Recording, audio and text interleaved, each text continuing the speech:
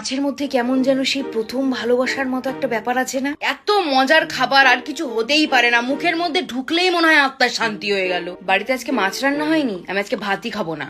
মাছের প্রত্যেকটা অঙ্গে অঙ্গে যেন নেশা আছে, মাথা, গাদা, পেটি, লেজ, যেভাবে মাছকে রান্না করো না কেন তোমার আত্মা শান্তি পাবেই। ভাজা, আলু বেগুন দিয়ে ঝোল, সর্ষে দিয়ে ঝাল, পাতুরি, মালাইকারি। মানুষ কিভাবে বলে যে তার মাছ খেতে ভালো লাগে না? মাছ না অনেকটা ওষুধের মতো, তোমার শরীর খারাপ, পাতলা করে ঝোল দিয়ে গরম গরম ভাত দিয়ে খাও, তুমি ঠিক হয়ে যাবে।